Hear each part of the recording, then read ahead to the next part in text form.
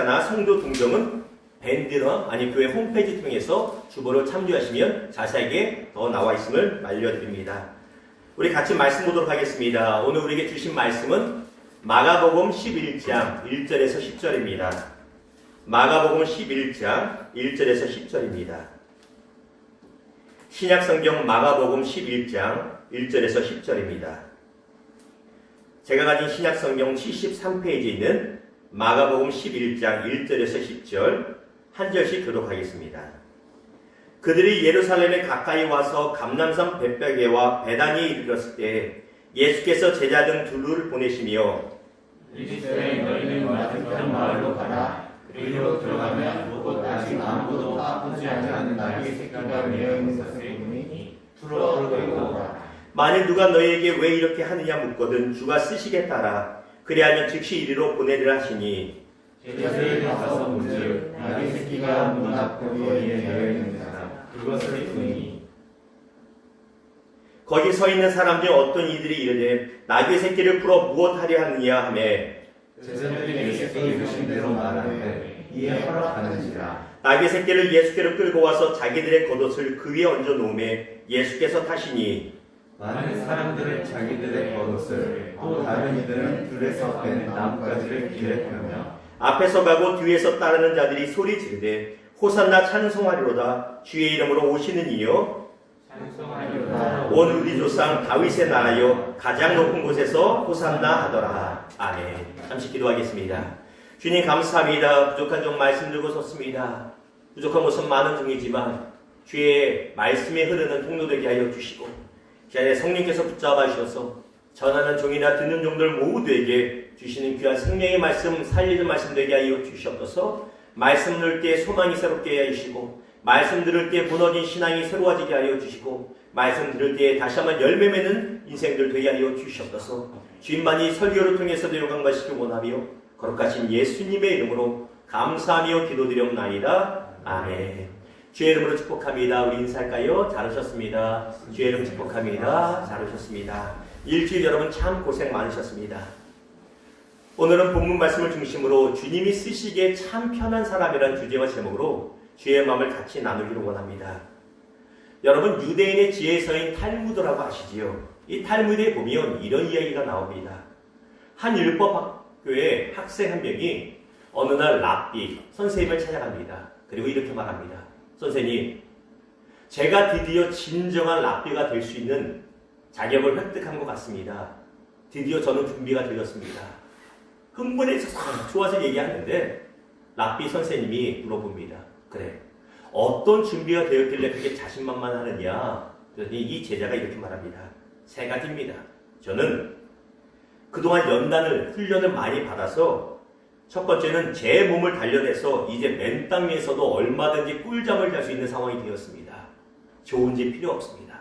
둘째, 저는 이제 맛있는 음식이나 밥뿐만이 아니라 들판에 풀을 먹고서도 생활을 얼마든지 할 수 있는 위를 단련했습니다. 저는 음식에 매이지 않습니다. 그리고 마지막으로 저는 날마다 제 자신을 정결하게 하기 위해서 채찍으로 제 몸을 적어도 3번씩 때리는 삶을 살고 있습니다. 이 정도면 준비가 되지 않았습니까? 라고 말하자 스승이 물끄러미 쳐다보다가 저 들판에 있는 나귀를 손가락으로 가리키면서 이렇게 제자에게 말합니다. 얘야, 봐라. 저 들판의 나귀도 맨 땅에서 잠 잘 자고 저 들판의 나귀도 밥 대신에 풀 잘 먹고 그리고 너처럼 매일 적어도 3번씩 채찍으로 맞는다. 내가 볼 때 너는 진정한 제자의 진정한 선생의 자격을 획득한 것이 아니라 나귀가 될 자격을 획득한 것 같구나 라고 하며 돌려보냈다는 이야기가 있습니다. 무슨 이야기인지 아시겠지요? 저나 여러분이나 성도라면 단 한 번쯤은 나도 예수님의 진정한 제자가 되고 싶다라는 소망을 품어본 적이 있을 것입니다. 만일 여러분 중에 아직까지 이런 소망을 품어본 사람이 없다면 이제는 한번 품어보십시오. 내가 그냥 예수 믿는 것이 아니라 나도 진짜 예수님의 제자 되고 싶다라는 것을 품을 필요가 있다는 것이죠.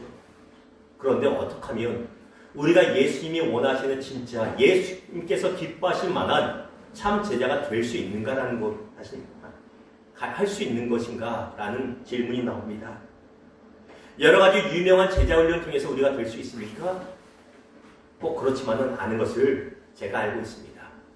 제자의 삶이 무엇인지 배울 수 있으나 여러 가지 유명한 제자 훈련 프로그램을 수료했다고 해서 예수님의 참 제자가 되는 것은 결코 아니라는 것입니다. 그렇다면 예수님의 참 제자가 된다는 것은 무엇이며 참 제자의 정의는 무엇일까? 여기에 대한 답을 여러 가지로 말할 수 있습니다. 제자는 이런 사람이다. 제자는 이런 행동을 하는 사람이다. 우리가 말할 수 있습니다. 그런데 오늘 본문 말씀을 바탕으로 저는 제자의 정의를 이렇게 내리고 싶습니다. 어떻게? 예수님의 참 제자란 주님이 쓰시기에 참 편한 사람이다. 앞에 화면 보시죠. 같이 읽어볼까요? 예수님의 참 제자란, 시작. 예수님의 참 제자란 주님이 쓰시기에 참 편한 사람이다. 여러분 상상을 해보십시오. 나는 주님의 참 제자입니다 라고 어떤 사람이 말은 하는데 주님이 쓰시기에 너무너무 불편합니다. 쓰는 건 둘째치고 주님이 말 걸기에도 말 붙이기도 너무너무 부담되고 주님이 눈치를 봐야 되는 사람이라면 그 사람이 제자라고 말하는 것은 그 사람만의 혼자만의 착각이라는 것입니다. 사랑하는 성도 여러분, 여러분은 주님이 쓰시기에 편한 사람 제자입니까? 아니면 주님의 말도 못 붙여서 눈치를 봐야 되는 그런 예수를 따라다니던 군중 속의 한 사람과 같습니까? 바라기는 저와 여러분 모두가 주님이 쓰시기에 편한 사람들 되기를, 참 제자로 되기를 주님의 이름으로 축원합니다. 자, 오늘 말씀인 마가복음 11장 전체는 예수님께서 십자가에 달려 돌아가시기 전 바로 일주일 전에 사건을 기록하고 있습니다.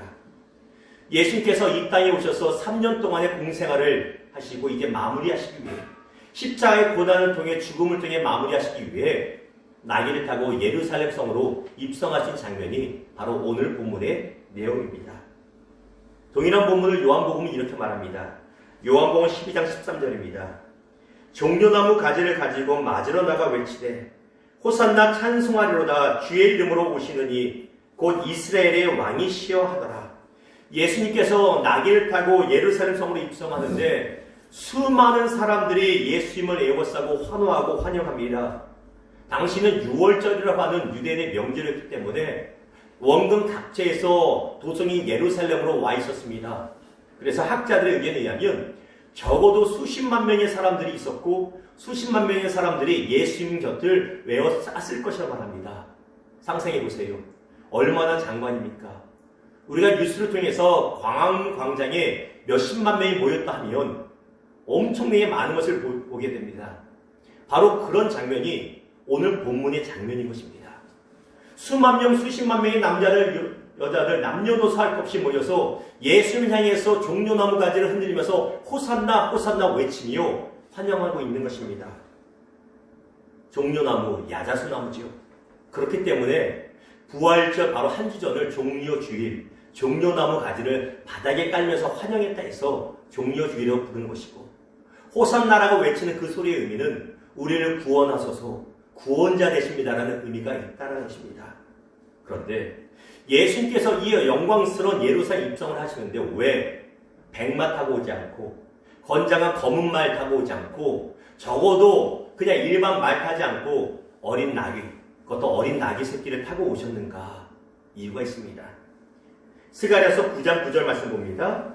시온에 따라 크게 기뻐할지어다. 예루살렘에 따라 즐거이 부를지어다. 보라 내 왕이 내게 임하시나니 그는 공의로우시며 구원을 베푸시며 겸손하여서 나귀를 타시나니 나귀의 작은 것 곧 나귀 새끼니라. 예수님이 나귀를 타고 오신 이유는 겸손하기 위해서 공의로우시기 때문에 그런 것도 있지만 결정적인 이유는 예수님은 이 땅에서 살아가시면서 철저하게 하나님의 말씀에 순종하는 삶, 하나님의 말씀을 따르는 삶을 사셨다는 것입니다. 마태복음 21장 4절이 이렇게 말합니다. 이는 선지자를 통하여 하신 말씀을 이루려 하심이라 일렀을 때 동일한 오늘 본문을 마태복음은 이렇게 말하는 것입니다. 선지자로 인하여 예정하신 것, 예언하신 것을 이루는 삶을 사셨다는 것입니다. 무엇을 봅니까? 우리 예수님은 하나님 아버지께서 쓰시기에 너무나 편한 아들이었다는 것입니다. 자녀라고 할지라도 뭐 하나 부탁하기 힘든 자녀가 있고 뭐 하나 쉽게 아무 것이나 부탁할 만한 자녀가 있습니다. 예수님은 어려운 것도 하나님이 부탁하시는데 주저함이 없이 부탁하시는 마음의 편한 아들이었다는 것입니다. 이것이 왜 중요합니까? 이것이 바로 하나님의 자녀들인 우리가 닮아야 될 모습이고 이것이 진짜 제자의 모습이라는 것입니다. 심지어 하나님과 동급인 예수님조차도 자신을 비우시고 낮은 자리에서 편히 쓰임받도록 하셨는데 우리가 진짜 제자라면 진짜 하나님을 사랑하는 성도라면 하나님께 쓰시기에 편한 사람이 되는 것이 마땅하다는 것입니다. 오늘 말씀 통해서 우리 주님은 주님이 쓰시기에 참 편한 사람이 어떤 사람인지 두 가지 모습을 보여주고 있습니다. 하나는 내 힘을 뺀 사람, 순종의 사람이 주님이 쓰시기에 편한 사람이고, 둘째는 주님이 무언가를 필요로 하실 때 아낌없이 주저함 없이 내어드릴 수 있는 사람이 주님이 쓰시기에 편한 사람이라는 것입니다. 오늘 이 부분을 좀 더 자세히 나누기를 원합니다. 먼저 주님이 쓰시기에 참 편한 사람은 내 힘을 뺀 사람입니다. 다시 말하면 순종의 사람이 주님이 쓰시기에 편한 사람입니다. 우리 2절과 3절 교독해 봅니다. 이르시되 너희는 맞은편 마을로 가라. 그리로 들어가면 곧 아직 아무도 타보지 않는 나귀 새끼가 매어 있는 것을 보리니 풀어 끌고 오라. 만약 누가 너희에게 왜 이렇게 하느냐 보거든 주가 쓰시겠다 하라. 예수님께서 선지자로 통해 말씀하신 말씀을 이루시기 위해 아무도 타보지 않은 나귀를 타고 그것도 나귀 새끼를 타고 예루살렘에 입성하시려고 합니다. 그런데 예수님은 당신의 전지전능한 신적인 능력으로 나무를 향해서 야 지금부터 너 몇 시간 동안 나귀가 되라라고 변신시키지 않으십니다. 충분히 할 수 있습니다만 주님은 그렇게 하지 않으시고 당신을 3년 내내 따라다니며 제자라고 스스로 생각하던 사람들 중에 두 사람, 학자들은 베드로와 요한으로 보통 봅니다만 이 두 사람을 명합니다. 베드로와 요한아, 가서 저쪽 맞은편 마을에 가면 한 나무 아래 나귀 새끼 한 마리, 아무도 타보지 않은 어린 나귀가 있을 거야. 가져와라. 만일 왜 가져가냐고 누가 따지거든 주님이 쓰신다고 해라. 그러면 된다고 말합니다. 여러분 상상해 보십시오. 예수님의 이 명령이 받아들이기 쉬운 상식적인 것입니까? 전혀 그렇지 않습니다. 나귀 새끼가 그 나무 아래에 매어 있다는 것을 알 길도 만무하고 설령 나귀가 있다 할지라도 나귀 주인과 예수님이 미리 사전에 교감해서 이야기한 것이 전혀 아닙니다. 남의 나귀를 빌려면 무엇을 내야 됩니까? 값을 치러야 됩니다. 적어도 얼마라도 시간당 얼마라도 돈을 내야 됩니다. 그러지 않고 그냥 무작정 풀어 가지고 오면 절도죄가 되는 것입니다. 예수님의 제자들에게 흠초라고 하는 것과 동일한 명령을 내리시는 것입니다. 적어도 제자들 입장에서 그렇습니다. 그렇기 때문에 제자들은 얼마든지 반문할 수 있습니다. 예수님, 다시 한번 말씀해 주실래요? 예수님, 뭔가 이해가 안 되는데요? 그럼 말이 안 됩니다. 비상식적입니다. 그러면서 예수님, 저는 이해가 안 되니 못 가겠습니다라고 뻗어길 수 있습니다. 아니면 주님, 저 대신 쟤를 보내세요. 제가 신부는 잘합니다. 저는요 나긋나긋하게 부탁을 못합니다. 저는 싸워요. 안 되니까 쟤를 보내세요라고 핑계댈 수도 있습니다. 쉽게 말해서 얼마든지 자신들의 생각으로 고집피우며 뻗어길 수 있습니다. 힘을 꽉 쥐고 난 죽으면 순종 못해, 죽어도 순종 못한다고 말할 수 있습니다. 그러나 베드로 요한 그들은 생각에 힘을 빼고 즉각 순종하여 갔습니다. 그랬더니 주님이 말씀하신 대로 그 자리에 나귀 새끼가 있었고 나귀를 빌려올 수 있는 놀라운 체험을 하게 된 것입니다. 우리가 잘 아는 요한복음 2장에 보면 가나의 혼인잔치가 나옵니다. 예수님은 하인들에게 빈 돌 항아리 6개를 물로 가득 채라고 말씀하십니다. 필요한 건 포도주이지 물이 아닙니다. 근데 예수님은 엉뚱한 명령을 내리십니다. 이해가 되지 않습니다. 얼마든지 반문할 수 있고 얼마든지 불순종할 수 있습니다. 왜? 예수님이 그 혼인잔치의 주인도 아니기 때문입니다. 당신이 뭔데 우리한테 시켜? 그럴 수 있습니다. 그럼에도 이 하인들은 그냥 순종합니다. 이해가 되든 안 되든 순종합니다. 그 결과 하인들은 물이 포도주로 변하는 기적의 주인공이 되어 달하는 것입니다. 여러분께 묻습니다. 우리가 힘을 왜 못 빼는지 아십니까? 다시 말하면서 우리가 왜 순종을 잘 못하는지 아십니까? 그 이유는 순종하면 내가 사라지고 내 자존심이 뭉개진다고 우리가 잘못 착각하기 때문입니다. 그러나 결코 그렇지 않습니다. 주님은 우리가 순종할 때 더 풍성한 것을 누리게 하시기 위하여 순종을 요구하시는 것입니다. 성경에 보면 아람의 군대 장관이었던 나아만이라고 하는 문둥병자가 있습니다. 그가 병이 낫기 위하여 북이스라엘 엘리사 선지자 목사님을 찾아옵니다. 그랬는데 자신의 생각과는 다르게 이해가 되지 않는 요단강에 가서 7번 목욕하라는 명령을 내립니다. 나아만의 반응이 어땠습니까? 불같이 화를 냅니다. 무엇입니까? 자존심이 상한다는 것입니다. 내가 어떤 사람인데 졌다고 더러운 물에 가서 목욕하는 것이야. 내가 어떤 사람인데 내가 오면 네가 나와서 나한테 안수기도 해주고 해줘야지. 나를 이렇게 대접해? 순종을 못합니다. 왜? 내가 사라진 것 같고 내 자존심이 뭉개지는 것 같이 착각하기 때문입니다. 그래서 화를 냅니다. 그러나 나아만은 마음을 돌려먹고 순종합니다. 힘을 뺍니다. 주님이 쓰시기에 성령님이 역사하시기에 편한 마음가짐을 갖습니다. 그랬더니 온전히 깨끗하게 치유되는 역사를 체험한 것입니다. 어떤 마을에 한 구두쇠가 살았습니다. 이 구두쇠가 양파가 필요했는데 내 돈 주고 양파 사기 아까우니까 시장에서 몰래 한 다발을 한 자루라고 할 수 있죠. 훔쳐왔습니다. 근데 그게 걸렸습니다. 걸려서 마을 중앙에 끌려갔고 마을의 재판관에 의해서 재판받는데 자초지종을 들은 재판관이 3가지 형벌의 옵션을 내립니다. 야, 이 사람아, 당신이 죄를 졌으니 내가 3가지 제안을 하니 그 중에 하나를 택하게. 아무거나 괜찮네. 첫 번째는 당신이 훔친 양파 100개를 이 자리에서 다 까먹게나. 어렵겠지요. 두 번째는 양파를 훔친 죄로 이 자리에서 곤장 100대를 맞고 집에 가게나. 그것도 어렵겠지요. 세 번째는 양파값 10배에 10만 원을 이 자리에서 벌금으로 내고 집에 가게나. 말씀드렸습니다. 그 사람은 굉장히 구두쇠입니다. 일단 3번째 옵션을 제껴듭니다. 왜? 돈이 나가니까. 생각합니다. 어떤 게 좋을까? 양파를 100개 먹는 건 너무 힘들 것 같은데 그래도 메마른 것보다 낫겠다. 게다가 공짜잖아요. 공짜. 몸에 좋은 공짜, 남자한테 좋은 공짜. 에이, 이거 먹고 건강해지지 하고 1번 택합니다 하고 그 자리에서 생 양파를 까가지고 막 먹기 시작합니다. 몇 개나 먹을까요? 10개 먹으니까 입안에서 불이 나는 것 같고 위장이 터질 것 같아서 도저히 먹을 수가 없는 것입니다. 사과 10개도 배불러서 못 먹는데 양파 10개를 먹다가 죽을 것 같습니다. 재판관님, 나 이거 못합니다. 다른 거 택하겠습니다. 근데 끝까지 10만 원은 너무 아깝습니다. 나 차라리 매 맞을랍니다. 내가 몸뚱아리로 내가 떼울랍니다.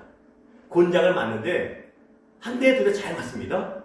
근데 20대 정도 맞고 나서는 엉덩이가 터지고 피가 나면서 도저히 맞을 수가 없습니다. 다리가 다 끊어진 것 같습니다. 울며 말합니다. 나 이것도 못합니다. 차라리 돈 내고 가겠습니다 하고 10만 원을 그제서야 냈다는 말이 있습니다. 무엇을 겁니까? 고생은 고생대로 하고 남는 건 아무것도 없다는 것입니다. 무엇이? 불순종이 바로 이러한 것과 동일하다는 것입니다.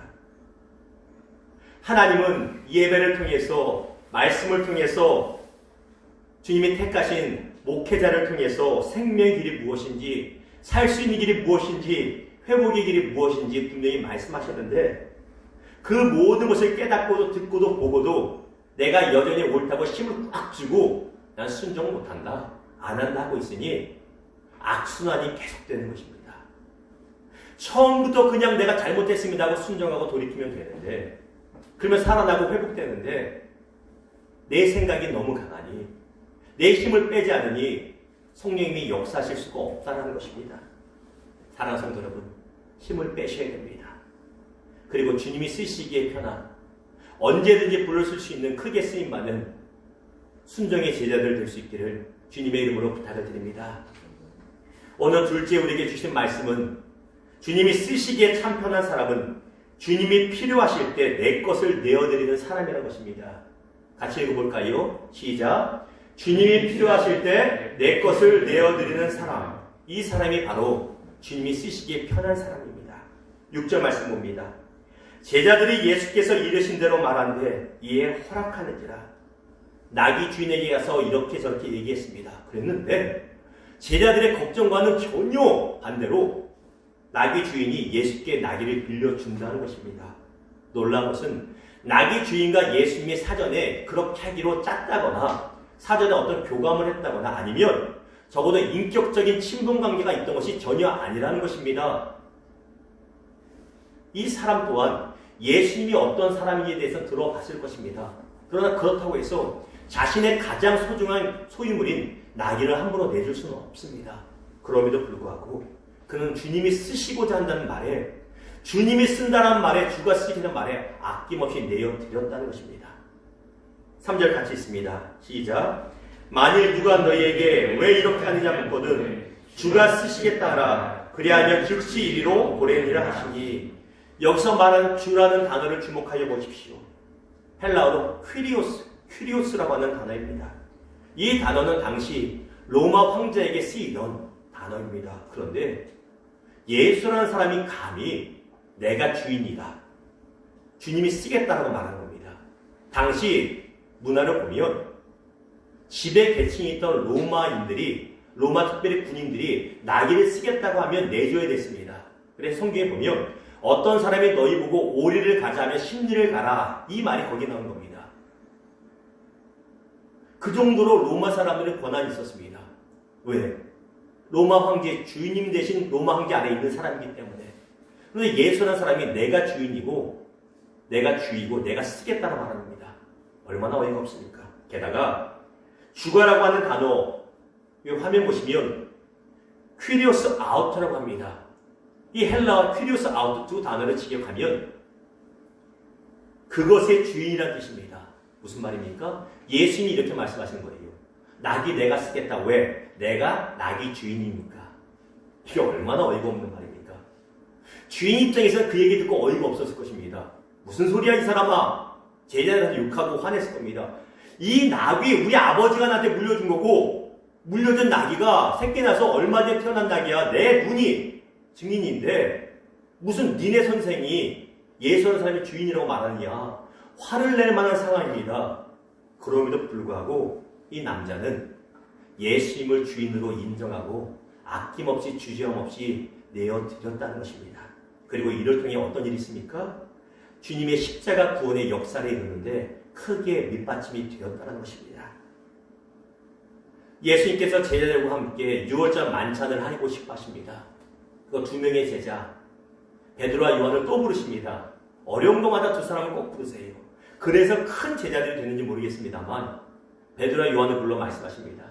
베드로야 요한아, 우리도 유월절 만찬 먹어야 되지 않겠니? 예루살렘 성내에 가서 방도 구하고 음식도 준비해라. 두 명의 제자가 당황합니다. 왜? 예수님과 제자들은 거처가 없습니다. 머리 둘 것도 없는 분들입니다. 그런데 갑자기 방을 만들려고 하고 음식을 준비하려고 하니 얼마나 당황됩니까? 어떻게 해요? 어떻게 할 때 예수께서 또 말씀하십니다. 예루살렘 성내로 들어가면 어떤 사람이 머리에 물 한 동이를 이고 집으로 가는 사람이 있습니다. 있을 것이다. 그러면 그 사람 따라가면 된다고 말합니다. 자, 누가복음 22장 10절입니다.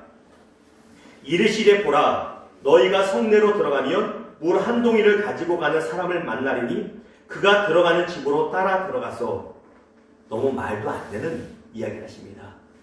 이 이야기는 나귀를 빌려오는 것보다 더 어려운 문제일 수 있습니다. 방을 빌립니다. 나귀는 밖에 있는 것이지만 자기 집으로 오픈하는 것이 얼마나 쉽지 않습니까? 게다가 음식까지 준비해야 되는데. 그럼에도 불구하고 베드로 요한이 아마도 한 번 경험이 있으니 그냥 또 속냄새 치고 믿음으로 갑니다. 갔더니 정말 물 한 동이를 짊어지고 가는 사람이 있습니다. 쫄랑쫄랑 따라갑니다. 왜 따라오십니까? 주님이 방을 쓰겠다고 합니다. 방 내주시고 유월절 자리 마련해 주십시오. 그랬더니 그 사람이 흔쾌히 방도 내주고 유월절 자리도 마련하게 됩니다. 이 집이 어느 집입니까? 그 유명한 오순절 사건이 일어난 마가의 다락방이 바로 이 방입니다. 그리고 그 집주인의 아들이 마가복음의 저자인 마가가 되는 것입니다. 가정 안에 놀란 주의 축복이 임하는 것을 보게 됩니다. 신명기 8장 18절에 우리에게 이렇게 말합니다. 같이 읽습니다. 시작. 내 하나님 여호와를 기억하라. 그가 내게 재물 얻을 능력을 주셨습니다. 하나님을 기억하라. 왜? 모든 능력이 네 스스로 나온 것이 아니라 하나님이 주셨기 때문이다. 사랑하는 성도 여러분, 세상은 이렇게 광고합니다. 이 세상의 주인은 너야. 바로 너야. 그리고 우리도 속아서 이렇게 말합니다. 이 세상의 주역은, 그런 광고가 있죠. 이 구역의 주인은 나야. 무슨 광고인지 모르겠습니다만 기억이 납니다. 이 구역의 주인은 나랍니다. 성경적이지 않습니다. 성경은 분명히 이렇게 말합니다. 아무것도 이 땅에 우리 것이 없다고 말하고 주님이 맡겨주신 청지기의 삶이라고 말하고 있습니다. 돈도 우리 것이 아닙니다. 자녀도 우리 것이 아닙니다. 지혜도 우리 것이 아니고 어떤 은사와 탤런트도 우리 것이 아님을 기억하십시오. 이 사실을 기억하시고 주님이 필요하실 때 아낌없이 주저함없이 내어드릴 수 있는 진짜 제자들 되기를, 복된 성도들 되기를 주님의 이름으로 축원합니다. 말씀을 맺겠습니다. 우리는 참 제자가 되고 싶어합니다. 그럼에도 불구하고 주님 앞에서 여전히 힘을 빼지 못하고, 다시 말하면 순종하지 못하고 주님께서 필요하신다고 할 때 마음껏 내려드리지 못합니다. 그 이유가 무엇일까요? 그 이유는 만약 우리가 그렇게 한다면 내가 큰 손해를 보게 될 것이라고 걱정하기 때문입니다. 주님이 무언가를 요구하실까봐 주님께 기도를 못하겠습니다라고 하는 분을 저는 몇 분 만나본 적이 있습니다. 목사님, 저는요 기도를 깊이 못하겠어요. 왜 못하십니까? 기도하면 주님이 뭔가 헌금하라고 할 것 같았어요. 기도하면 교회를 위해서 주의 나라를 위해서 뭔가 하라고 할까봐 걱정돼서 차라리 기도를 못해요. 정말 그러십니까? 여러분이 정말 그렇게 착각하신다면 여러분 신앙 자체가 문제가 있는 것이고, 어떤 문제? 하나님 아버지를 너무 째째하게 보시는 것이고 하나님 아버지를 너무 작게 보시는 것입니다. 여러분 수준의 하나님이 아니십니다. 여러분이 하나님 아버지께 힘을 빼고 내어드린다고 해서 결코 마이너스 시키지 않는 분이십니다. 시편 50편 10절과 11절 교독합니다. 이는 삼림의 짐승들과 무산의 가축이 다 내 것이며 산의 모든 새들도 내가 아는 것이라 들의 짐승도 내 것이니라. 천지의 모든 것이 하나님의 것입니다. 믿으십니까? 믿으시면 아멘 하시기 바랍니다. 세상의 모든 사람들도 하나님의 것입니다. 믿으십니까? 우리가 갖고 있는 우리 생명과 자녀들과 모든 재산과 지식이 모든 것이 하나님의 것입니다. 믿으십니까? 인정하시죠? 그런데 우리가 아깝다고 해서 힘을 바짝 주고 하나님께 아무것도 드리지 않는다고 해서 하나님이 빈털터리가 되는 것이 결코 아니라는 것입니다. 다시 말하면 우리가 아무것도 드리지 않는다고 해도 하나님이 아실 것이 없는 하나님이라는 것입니다. 착각하시면 안 됩니다. 내가 안 드리면 하나님이 가난해지겠지, 그게 아닙니다. 하나님이 가난해서 없어서가 우리한테 내어드림을 요구하시는 것이 아니라, 하나님은 당신의 자녀된 성도들이 우리의 인생을 더욱더 풍성하게 축복하시기 위해서 우리에게 내어드림을 힘 빼기를 원하신다는 것입니다. 이걸 기억하셔야 됩니다. 3절 보십시오. 같이 읽습니다. 만일 누가 너희에게 왜 이렇게 하느냐 묻거든 주가 쓰시겠다 하라. 그리하면 즉시 이리로 보내리라 하시니 즉시 이리로 보내리라. 우리는 어디 꽂힌지 아십니까? 성경 읽으면서 주가 쓰시겠다. 부담돼. 주님이 쓰신대. 어떡하지? 오늘 말씀 제목부터 들으면서 부담되셨던 분이 있을지도 모르겠습니다. 오늘 고난주간이라고 헌신설교 하나보다 이걸 들어야 되나 말아야 되나 하신 분이 있었을까봐 걱정이 됩니다만, 왜 거기만 보십니까? 뒤에 구절, 밑줄 구절 뭐라고 말합니까? 그리하면 즉시 이리로 보내리라. 주님이 쓰시고 나서 갖는 것이 아니라 뺏어가신 것이 아니라 돌려주신다는 것입니다. 이걸 기억하십시오. 근데 우리 주님은 우리가 말 안 해도 세상이 줄 수 없는 이자를 붙여서 풍성에 돌려주시는 분이십니다. 이 사실이 믿어지기를 주님의 이름으로 축원합니다. 이걸 믿어지고 믿음대로 행하는 것이 진짜 믿음입니다. 그때 믿음이 있다고 말하는 것입니다. 열왕기상 17장에 보면 사르밧이라고 하는 땅에 가난한 과부가 외아들을 데리고 삽니다. 3년이 넘도록 1년 이상, 적어도 1년 이상 가뭄이 들어서 먹을 것이 없습니다. 집에는 밀가루 조금과 기름 조금밖에 없었어. 이제 작은 빵 하나 만들어 아들과 나눠 먹고 죽으려고 합니다. 그런데 웬걸요? 하나님도 무심하실지 하늘도 무심하죠. 하나님이 좀 목회자라는 엘리야 선지자가 와서 그 빵을 만들어 나한테 갖고 오라고 합니다. 눈에 쌍심지를 끼고 쌍욕을 해도 괜찮은 상황 아닙니까? 그런데 이 사르반 여인은 이때 믿음을 보입니다. 그래, 어차피 이거 있으나 없으나 내가 죽는 건 마찬가지니 차라리 순종하자고 따지지 않습니다. 그거 가지고 와서 엘리야 선지자에게 드립니다. 하나님께 드린 것이에요. 순종하여. 그랬더니 그녀의 삶이 망합니까? 그녀의 가정이 무너집니까? 아니요. 주님이 필요로 하실 때 힘을 빼고 순종하였고 내 것을 아낌없이 내어드렸더니 오히려 가정간의 풍성함이 임해서 가뭄이 마치는 날까지 그녀의 집에 먹을거리가 끊어지지 않았습니다. 그 이후에 그녀의 아들이 병도 죽게 될 때 살아나는 역사의 축복이 그녀의 가정간에 있었다는 것입니다. 이것이 축복된 삶의 비결임을 기억하시기를 주님의 이름으로 축원합니다. 유학 시절 중에 함께 공부를 했던 전도사님 한 분이 계십니다. 함께 공부도 하고 함께 사업도 했습니다. 핸드폰 장사를 같이 했습니다. 이 전도사님이 정말 돈을 많이 벌었습니다. 우리가 상상하는 것 이상으로 정말 많이 벌었습니다. 재벌까지는 아니어도. 지금은 한국 평택에 계신데 소식을 전해보니, 그러니까 왕래보니 미국에서 그렇게 많이 벌었는데 다 까먹은 것이 아니라 미국에서 비교할 수 없을 정도로 더 돈을 벌고 계십니다. 돈 버는 소원이 있지요. 그 비결이 무엇인지 아세요? 열심히 합니다. 실력도 있고 배짱도 있습니다. 그런데 이분은 진짜 제자입니다. 우리 목사님 아시겠지만 달라스에 보면 중앙연합감리교회라고 있습니다. 이성철 목사님이라고 참 말씀이 좋고 인품 좋은 목사님 계십니다. 이 전도사님이 제가 아는 이 지인 전도사님이 20대부터 그 목사님 댁에서 숙식을 하며 제자훈련 받았습니다. 어디 가든지 말합니다. 나는 예수의 제자인 건 잘 확신 못하지만 목사님의 제자야 말합니다. 근데 말만 그런 것이 아니라 진짜 제자입니다. 돈을 벌지 않습니까? 근데 목사님이 어느 날 이렇게 말합니다. 누구야? 이번에 우리 교회에 아니면 내가 아는 어떤 선교사님 오셨는데 남미에서 아프리카에서 너무너무 고생하신다. 생활비가 없다. 교회도 어려우니 네가 돈 드려라. 그러면 내가 모르는 사람입니다. 근데 몇천 불씩 그냥 가져다 드립니다. 몇백 불도 아니에요. 드란 거 이상으로 드립니다. 이게 너무 잦아지니까 하루는 저한테 고민을 토로합니다. 황 목사님, 해외에도 우리 목사님이 나한테 너무 많이 요구해. 어렵죠. 왜? 내가 아는 사람이면 되는데 모르는 선교사고 모르는 일이니 그럼에도 불구하고 토달지 않고 계속 흘려보냅니다. 망해야 되잖아요. 망하지 않습니다. 손대는 사람마다 손대는 일마다 잘 풀립니다. 얼마나 잘 되는지 모릅니다. 어떤 사람이 이렇게 말합니다. 나는 하나님께만 순종하지 목사님한테 순종 안 할 거야. 여러분 그런 얘기 하지 마십시오. 보이는 사람한테도 순종 못하는 신앙이라면 보이지 않는 하나님께 절대 순종하지 못합니다. 왜 나는 이런 간증만 드려야 되는가? 사랑하는 성도 여러분, 저와 여러분이 이런 간증의 주인공, 축복받은 주인공이 되기를 주님의 이름으로 축원합니다.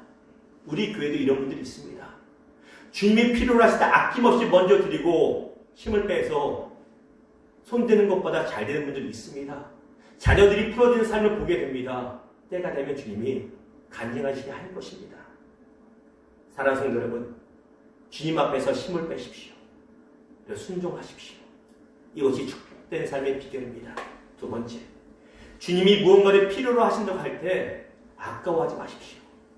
내 것을 손해본다고 착각하지 마십시오. 주님이 풍성하게 갚아주십니다. 이 사실 기억하시고 주님이 원하시는 사람, 언제든지 편하게 쓰임받을 수 있는 복된 제자들 되기를 주님의 이름으로 축원합니다. 기도하겠습니다. 주님, 그렇습니다. 주님이 우리에게 원하실 때